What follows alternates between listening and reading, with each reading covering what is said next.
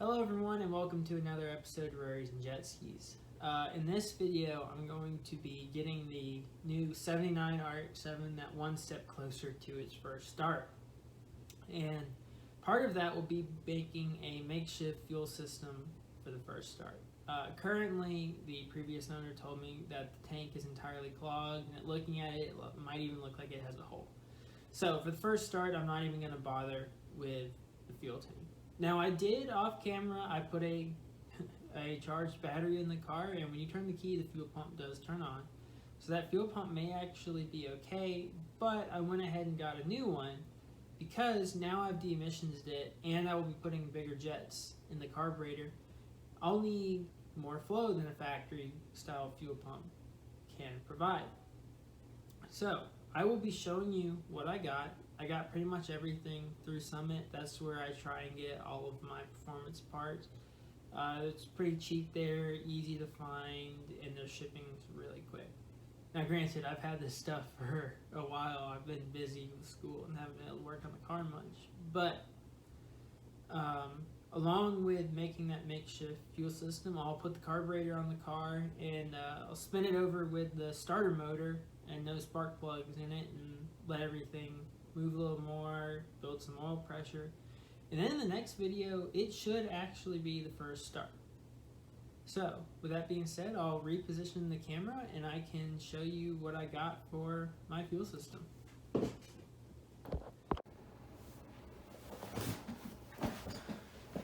Okay everyone, so like I just said, I ordered the majority of this stuff through Summit. Now, I do that because they're really close. I'm here in Alabama. They have a place somewhat near Atlanta that they ship everything from, so it comes quickly. And if you spend $100, you get free shipping. And though this doesn't look like very much stuff, it adds up to $100 pretty quick. So to start out, I'll go ahead and show you. This is the fuel pump that I got. I got a Mr. Gasket one that does 47 PSI and 35 gallons per hour. When you're working on these carbureted cars, you do not want to get a high pressure fuel pump. You want a low pressure, high flow.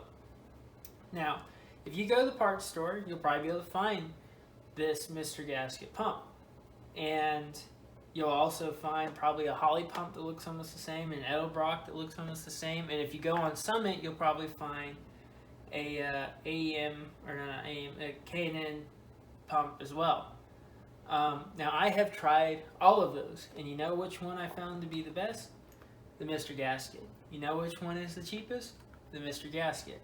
So from now on, I pretty much just solely go with the Mr. Gasket. The Edelbrock one lasted me a while, but it was probably $10-15 more expensive than this. And these are generally going to run you between like $35 to maybe $65 for a inline gravity-fed fuel pump like this.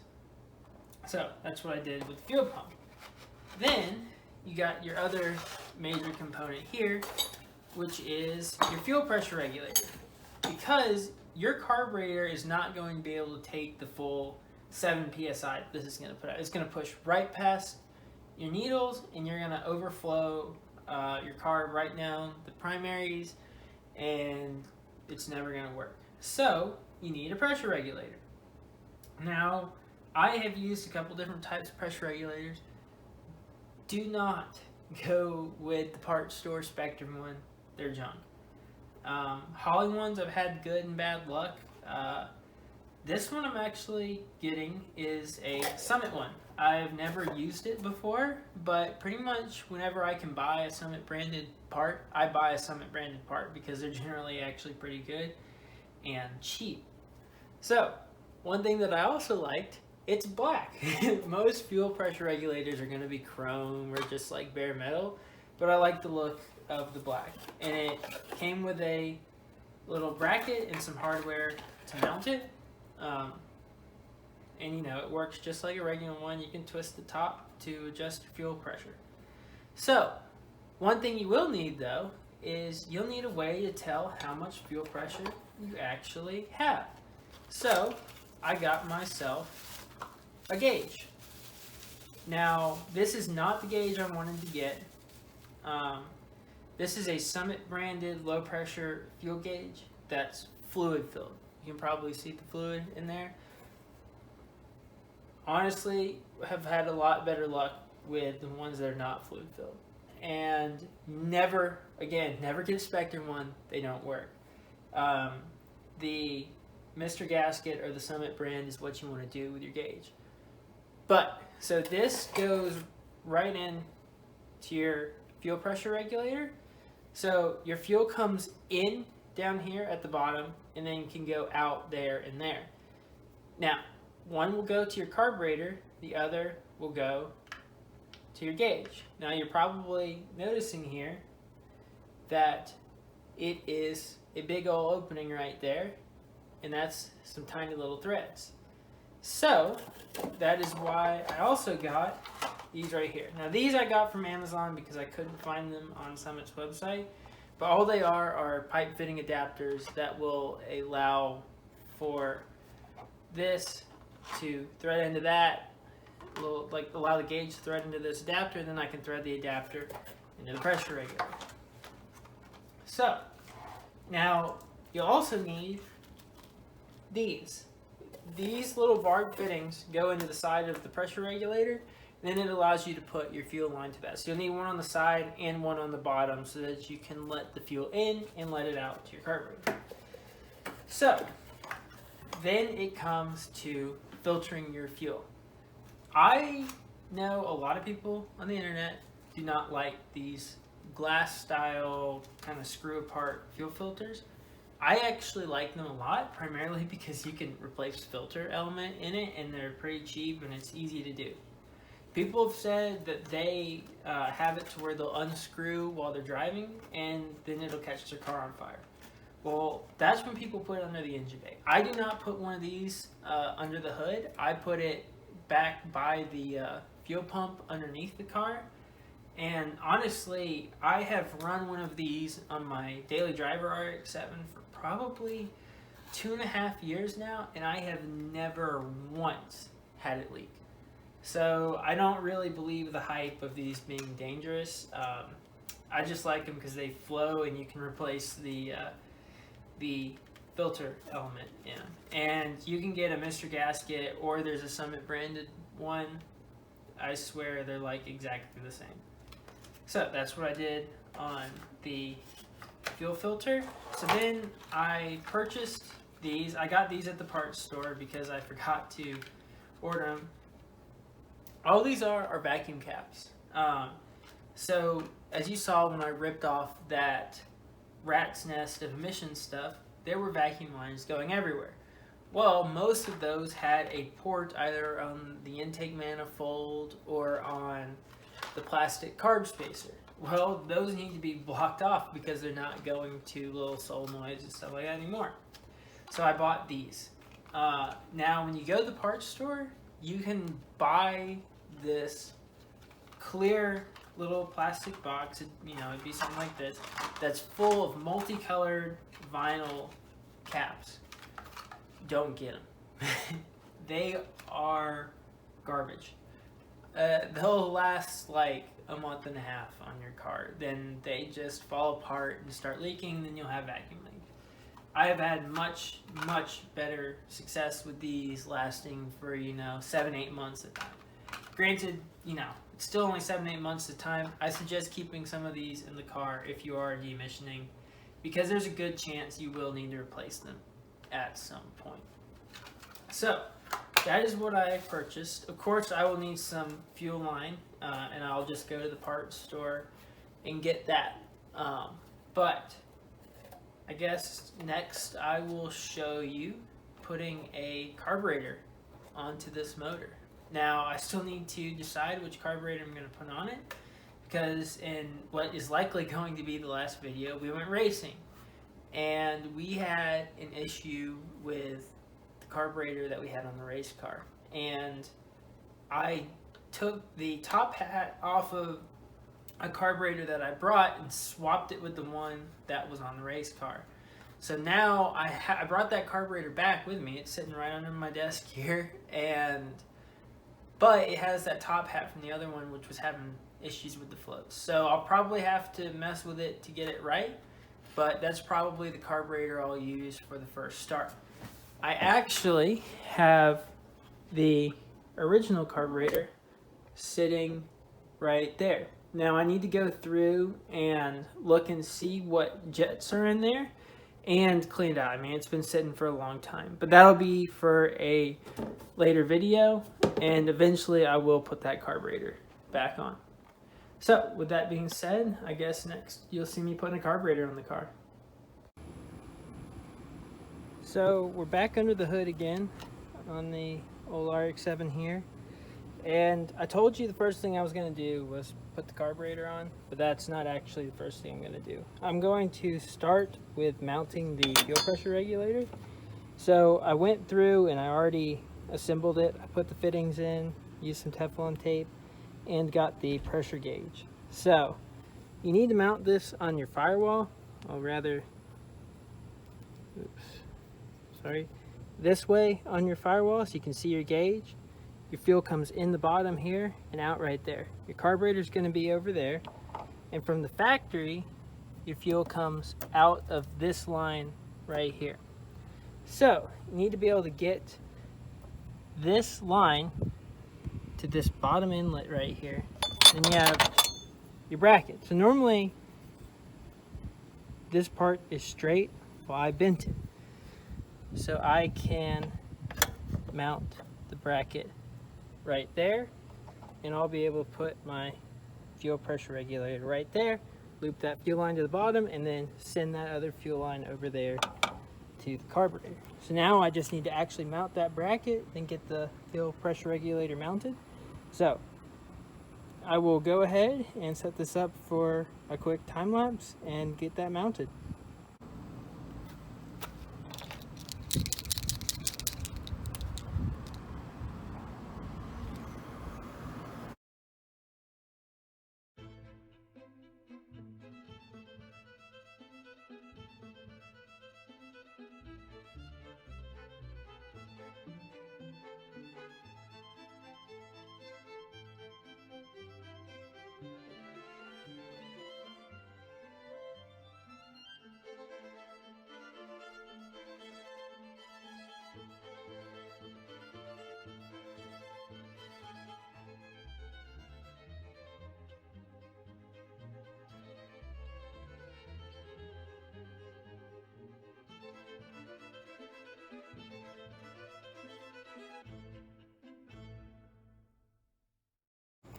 Okay, so I got the fuel pressure regulator mounted.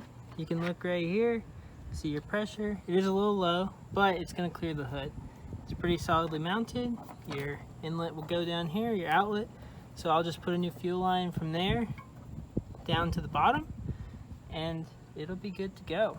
So now I will go ahead and probably first put that vacuum line on for the brake booster, and then I will put the carburetor on. So I'll put the vacuum line off camera, but then I'll set you up for putting the carburetor on.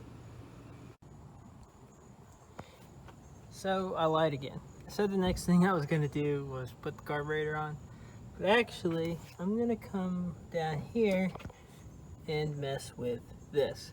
So for those of you that don't know, rotary engines burn oil to lubricate the apex seals. Now this right here is called the oil metering pump. So what it does is it, using this rod right here, it opens and closes that with the throttle and opens a valve to allow oil to go up these lines, and then they go into the side of the carburetor and then right into the venturi, and then it goes down the intake into the motor. Now when I start it, I am not going to be using this oil metering pump. I'm actually going to just take a line. There's two ports. I'm just going to loop one to the other. The reason I'm doing this is because these go bad, and when they go bad, they can let a lot of oil into your motor. So just to be sure that that doesn't happen, I'm going to block it off, and I'm just going to pre-mix some two-stroke oil into the gas. So just figured I thought I'd let y'all know on that, for those of you that see it and notice that I don't have the oil metering pump hooked up when I first started. So I'll get to doing that. Okay guys, so I got that little oil metering thing blocked off. See, I just took a little bit of fish tank airline, looped it to the top port and then to the bottom port. But I also got the carburetor just set on here. Like it's not bolted down, it's just set on there. Cannot forget your carb spacer. I put that on, and cannot forget to block off all of those little vacuum ports right down here. Otherwise you'll have some massive vacuum leaks. So once the carburetor's on, all you do, there's 4 nuts like this that strap it down. This is your throttle return spring. Make sure you get it hooked back up there. Then you got to get your throttle cable hooked up, which is that line sitting right there. Normally you'd hook a choke up, but this one does not have a choke in it to increase flow. Then you hook up your fuel lines and you're good to go. So I will set the camera up and you can watch me strap it down and get the throttle cable on. I'm not going to show you putting the fuel lines on because I still got to run them over to the pressure regulator, and I'll do that off camera because all that is just putting on fuel lines and hose clamps. So I said to y'all I was going to film putting the carburetor on. I ended up not doing that. All I did was just put these 4 nuts on, and then I put some fuel lines on going from the regulator, and then this is the return back to the tank. And then I actually went ahead and set up a makeshift fuel system for the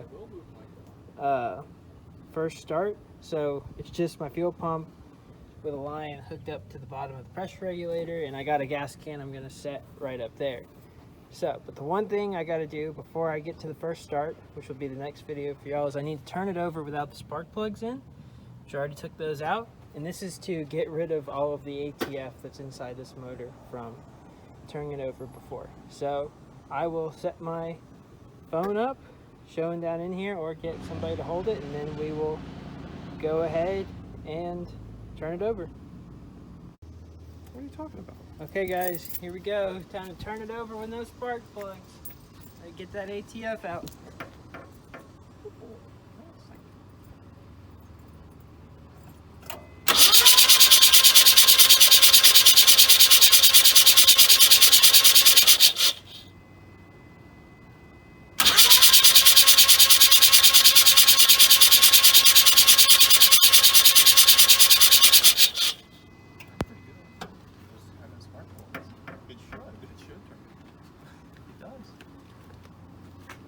I'd say that turned over.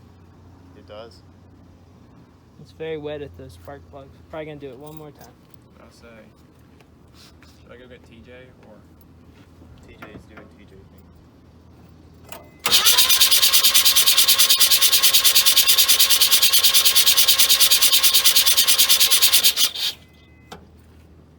That's probably good enough. Yeah, probably. Sounds like it might be making compression too. Or at least some. I can hear some suck. Okay guys, so turned it over. Now in the next video, we'll go ahead and do the first start. So thank you all for watching, and next one should be exciting.